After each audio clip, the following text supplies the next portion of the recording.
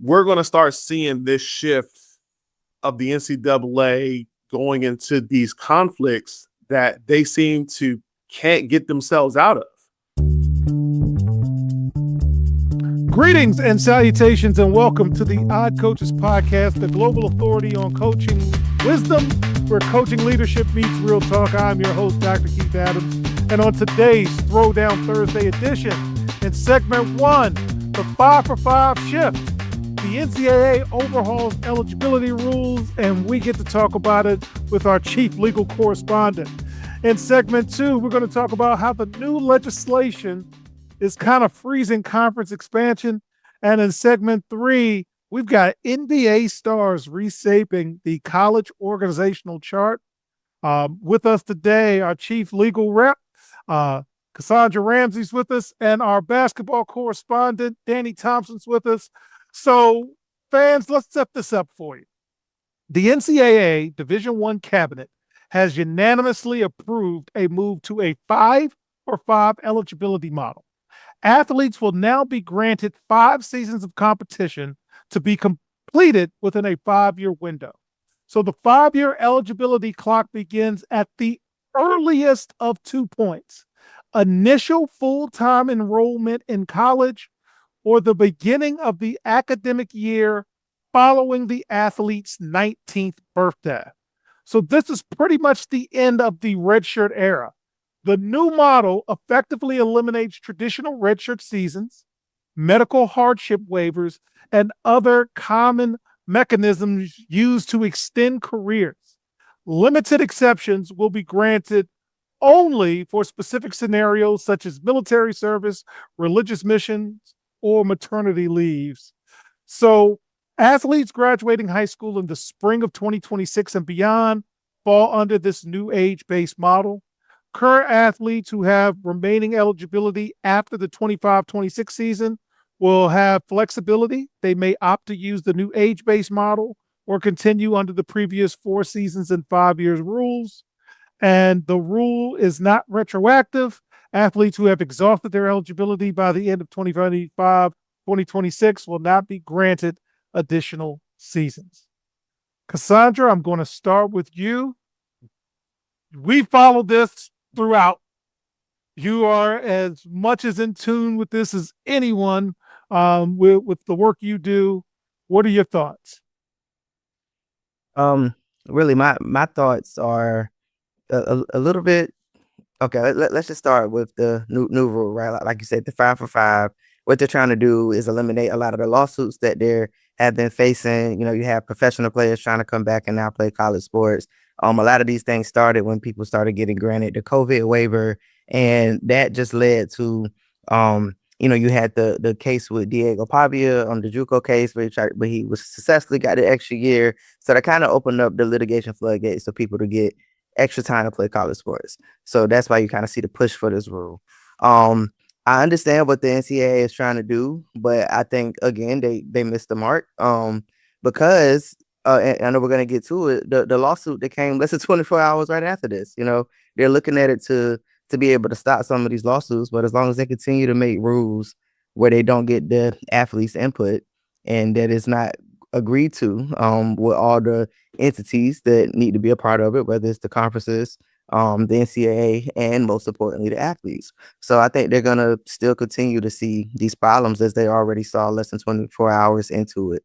And I think another point where they're going to get hung up on this is the complete elimination of medical hardship waivers. I think that's a tough pill for people to swallow. All right, so Danny, again, for the past, going on 2 years now, we have moved you away from just general coverage and more to the behind the scenes. What are you thinking now that this is out there and passed, and now we're going to deal with the revert? I mean, as Cassandra said, the NCAA missed the mark with this completely because, I mean, as she stated, you get no input from college athletes. Speaking from my own experience, I had a medical redshirt year. I tore my ACL before the season got started, and granted, I had the 4 years. I mean, it would have been nice to have that 5th year, was beautiful to have it. But at the same time, nowadays, with the way college athletes move and shift, and a lot of changes are happening in their lives, it's going to be hard for them to say, "Wait a minute, so you're going to tell me I only got 5 years? What if this comes up?" And I don't know. The NCAA just seems to fail athletes in this retrospect because everything they're doing, they're talking to the wrong people. They're talking to people who don't play the sport. They're talking to, outside entities without looking inside of their own entity and talking to the athletes themselves. So, and especially with the lawsuit that happened literally a day after, we're going to start seeing this shift of the NCAA going into these conflicts that they seem to can't get themselves out of. So, Cassandra, I have to ask, and I'm going to ask on behalf of America. The class of 2022 is pretty much, according to the lawsuit and everyone around on social media, getting the shaft. Have you looked at the class of 2022's issues, lawsuits, whatever? Any thoughts you have to share on literally the class of 2022 saying, we had to go against, 5th, 6th, 7th year people, and now we're getting, a year cut off. Well, what say you about that? Well, I haven't had a chance to read the complaint, but just from what I've seen, just in the media reporting it, and just thinking about what you just said, they're saying like, well, everybody else that we've been competing against, whether it was trying to even get an offer to play college sports as a high school athlete, we're competing against people who stayed an extra year for COVID. So that was competition that nobody else had. That was kind of unique to us. And then now we have professional players coming back, which is another level of competition that this class have had. So no, I do think they made some compelling arguments that they should have some flexibility as well within it. But I also understand that the NCAA was just trying to have like a cutoff point, and and they just kind of caught the end of that and being a cutoff point that allowed for the flexibility. So I think it'll be interesting. I think it's this Wednesday. The case is supposed to come up to we heard some arguments about it and see what they're able to say and if they're persuasive to the judge. So, the NCAA, bless their hearts. I have met a lot of people who work in Indianapolis, and they have been very kind and gracious with their time and assistance for CKA as we have done research in the past and so forth. But sometimes school people just forget the simplistic answer is usually the best answer. And if they had just grandfathered that class in, you kind of would have, because when you made the COVID waiver, which we were like, you know what, sometimes life doesn't work for you and life's full of disappointments. That kind of would have stopped all of this too, but you're trying to please everybody. So, Danny, with that being said, one of the things that just happened is we've got a player who just got drafted in the NBA going to Auburn and trying to get that clock going there. Any thoughts about the young scholar from, I think he's overseas, but what do you know about that case? So that case is interesting because of the fact that he's using a rule that because it just turned 22, especially with the NBA's collective bargaining agreement, he still has the right to not forfeit his college eligibility. So he's doing nothing but using the system to his advantage. He's pretty much saying, oh, I can go back and get another year of college before I can come to the league. I'm sold. Sign me up. He doesn't have to necessarily sign a contract yet. He doesn't have to, like I mentioned, he doesn't have to forego his eligibility. He has 1 year left. So he's using a legal loophole in the NBA system to go back and play his remaining year of college. To me, I think that's a smart way of going about things, but that goes back to the draft and stash ploy that a lot of teams did with international players, that now you can start to see this happening in college now. The league can say, hey, we know we picked you. We also know you need an extra year or two of development. So we can keep your draft rights and you can go back and play college for a year and then come in, and then we can start to work with you a little bit better. So I think that's smart. And what's the gentleman's name? I did not have that on my screen. It's Narcisse Ngoy. And forgive me if I'm pronouncing it wrong, but he's a kid from France who's like I said, mentioned playing for Auburn next year. Yeah, I got to get FD on that. Cassandra, as we close this segment, any final thoughts or suggestions or advice or anything to look for as we continue to maneuver and navigate? Definitely look to see how this rule change continues to play out. Any other potential like litigation or opposition that it'll face, and just want to close with again, until the athletes have a meaningful part of the discussion in the rules that are being made that affect them, we're going to continue to see things like a rule change and less than 24 hours later a lawsuit. All right, so fans, when we get back in segment 2, we're going to talk about conference realignment and how it may not happen the way it happened before. We'll be right back on the Our Coaches Podcast.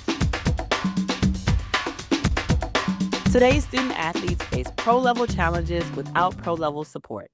The CKA SAVE project is here to change that. For 16 plus years, Dr. Keith Adams and his team have provided comprehensive academic and athletic support from middle school through post-graduation transitions. NIL guidance, transfer portal navigation, academic coaching, career planning, they've got it covered. The CKA SAVE project. When your future is on the line, experience matters. Learn more at www.ckasaveproject.org. Welcome back to the Our Coaches Podcast, and in segment 2, how new legislation is freezing conference expansion.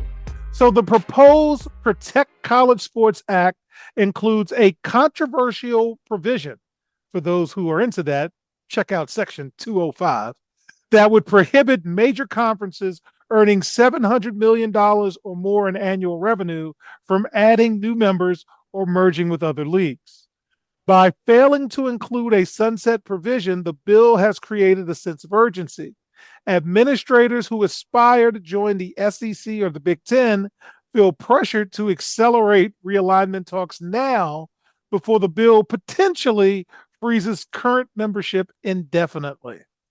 While the bill aims to restore regionalism and stability, it is inadvertently fueling the final scramble for power. Schools are playing for the next contract, leading to an environment where constant growth is viewed as necessary for survival. And remember, one of the senators who is proposing the bill is Maria Cantwell from the state of Washington, where she has seen firsthand that the University of Washington got in with the Big Ten and Washington State did not, and they're, for lack of a better term, stuck with the Pac-12. And they didn't do anything wrong.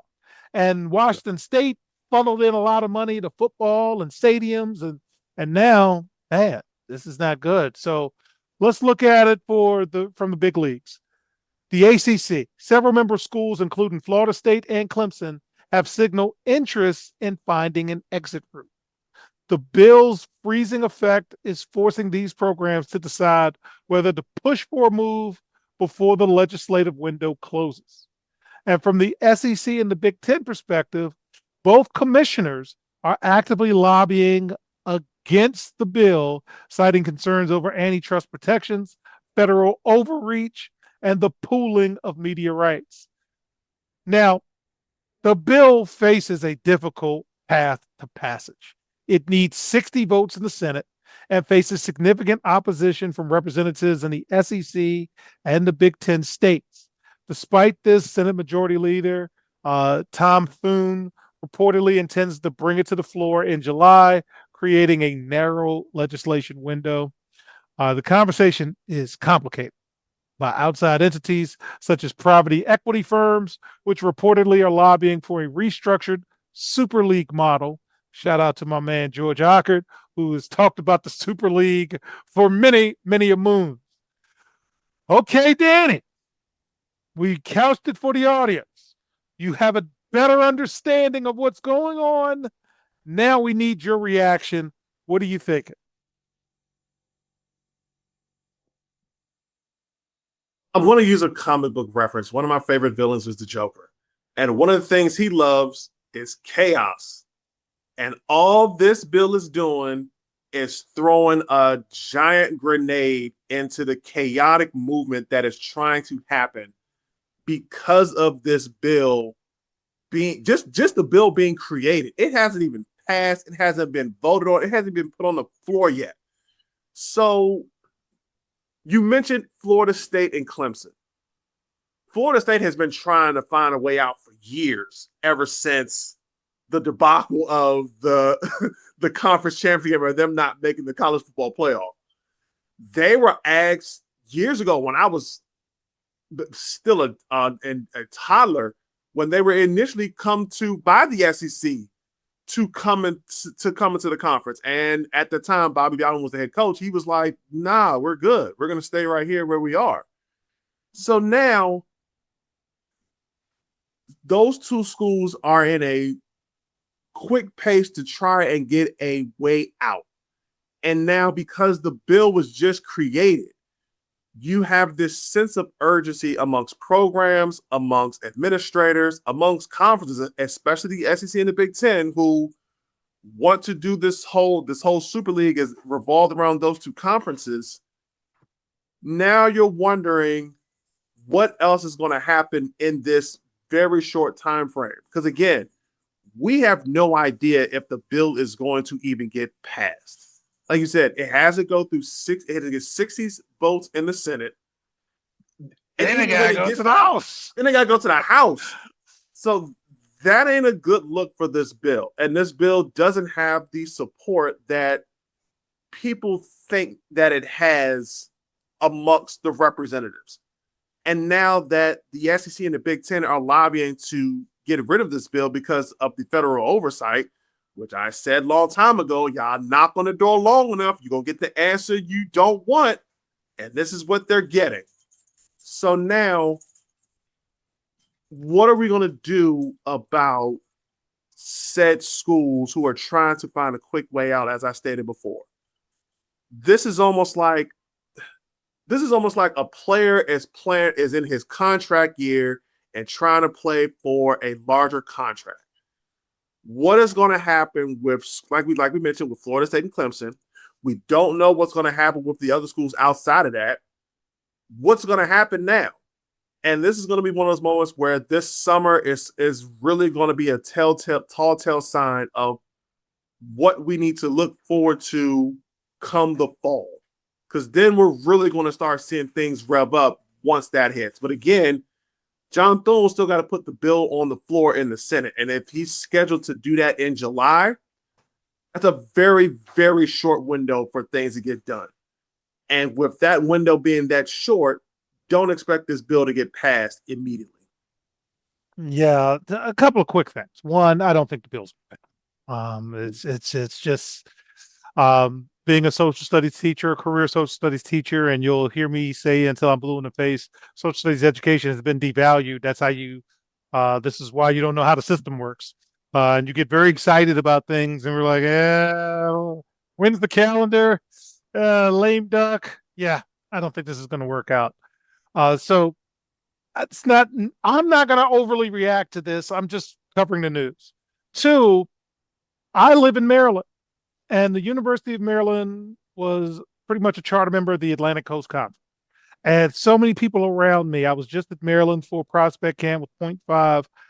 So many old head Maryland folks keep talking about how much they miss the ACC, how much they long for Duke in North Carolina. And then I have to remind them that the Big Ten's getting about 80 million and the ACC's not. I'll just say it that way. And the moves that Maryland made to get into the Big Ten keeps Maryland relevant. And if you drive down Route 1, you'll see construction, and that's called Big Ten money. Okay. That's how it works. So you're in a good spot, Maryland, and all of these other. Vanderbilt is in a good. They're never going to leave the SEC. I might not win everything, but I'll win enough that I'm going to keep getting these checks. Rutgers in the Big Ten, man, did they luck up? Okay, now again, they have no money, and if you look at Rutgers' budget, it's not good. But at least you know you got something coming. SMU did everything they could to get into the ACC because, as Robert said, there's rich and there's wealthy, and there's SMU and Texas Tech and all of these other folks. So Ted Cruz, who's the other co-sponsor, as we said last week, SMU's in the ACC. Texas Tech is in the Big 12.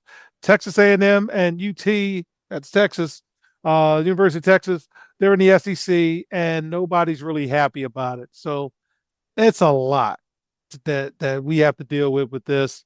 Danny, any final thoughts before we close this segment and get to NBA players taking jobs that didn't know we were taking?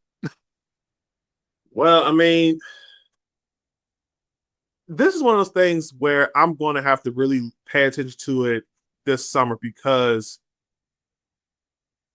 I'm already looking to a lot of things going on, especially with this, everything that's happening with these moves and recruiting and all that is supposed to be going on this summer.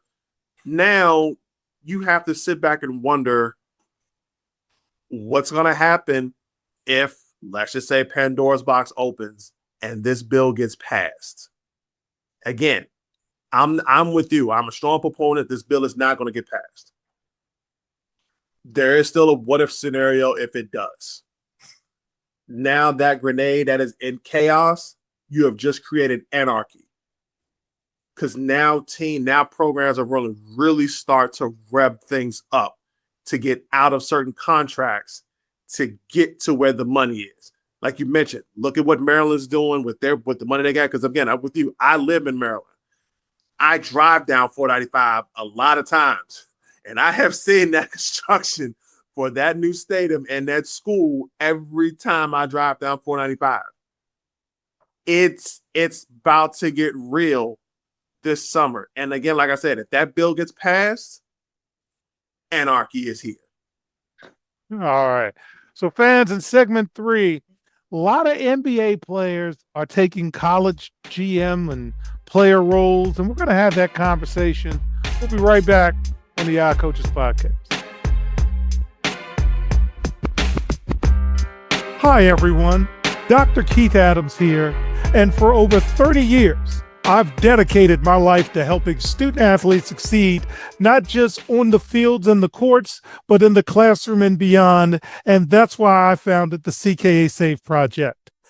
The CKA Save Project understands that finding the balance between academics and athletics is crucial for long-term success.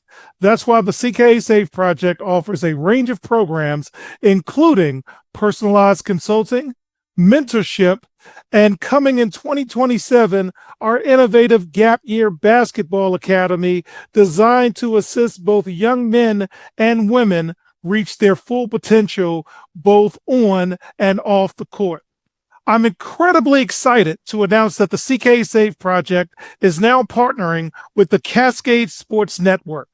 This partnership will allow us the opportunity to amplify our message and reach even more student athletes through the Odd Coaches Podcast and other exciting initiatives. Join the CKA Save Project and the Cascade Sports Network as we empower the next generation of student athletes. Visit CKA on the web at www.ckasaveproject.org to learn more. Let's work together to find the balance and help unlock your potential. Welcome back to the Odd Coaches Podcast in segment 3. There's a front office gold rush with NBA stars reshaping the college organizational chart. So let's give you some information. So the landscape of college basketball is undergoing a massive structural shift as athletic departments increasingly lean on high-profile NBA names to navigate the complexities of the NIL era, the transfer portal, and program fundraising. And these appointments generally fall into 2 distinct categories: the, quote, working GM and the, quote, halo hire. So let's talk about the working GM model. So these individuals are tasked with operational responsibilities, including roster construction, managing the salary cap and NIL budgets, and overseeing the transfer portal. So you have somebody like Kendrick Perkins at Jackson State, who's recently been hired to oversee roster building and recruiting while acting as a liaison between the basketball program and the university's journalism department. You have Shaquille O'Neal at Sacramento State, serving in his second season as GM. His focus is holistic recruiting, marketing, and player development. Notably, he serves in a volunteer capacity, waiving his salary. And then you have Damian Lillard at Weber State, currently serving as the program's general manager, deeply involved in the support staff infrastructure of the Wildcats. Then you have the Halo hire model.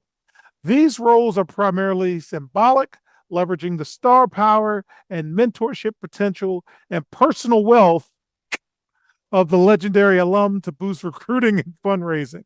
So Derrick White is at Colorado. He was appointed as the president of basketball strategy, and his role focuses on mentorship, recruitment pitches, and personal finance investment. He's also given a $2 million donation rather than daily administrative tasks like the portal or practice planning. You got John Wall at Howard University named president of basketball operations. And like the Halo model, his presence provides a national marquee name to elevate the program's profile and assists with high-level strategic outreach. And then you have Steph Curry at Davidson. While less formalized in day-to-day administration, Curry maintains a high-level ambassador link to his alma mater. All right, Danny, as we look at this and look at these different models and look at the changing landscape, what's your reaction to the NBA players going back to college? It can be seen as a good thing and a bad thing because two things can be true. Let's take Kendrick Perkins at Jackson State. Huge conflict of interest between being a liaison between the basketball program and the athletic program and the athletic department itself and the journalism department. What does that mean? ESPN can come in, right? So there's a conflict of interest there. The one model that I like the best is like what Shaq is doing for Sacramento State. He's not necessarily, trying to do some big upheaval. He's trying to keep it simple. He's trying to keep it holistic. Let's bring in some high-level recruits, teach them the model of what is going on. Who better to do it than Shaq with all of the endorsements and money that he makes on the side ever since he's retired. So it's a good thing. I think with the Halo model, with what you're seeing from a lot of guys nowadays, I think it's more of just a face who's just looking over everything, just to get more people, just to get more eyes on the program. Like John Wall doing what he's doing for Howard, as a guy who is, I may not have gone there. I'm always going to support Howard athletics.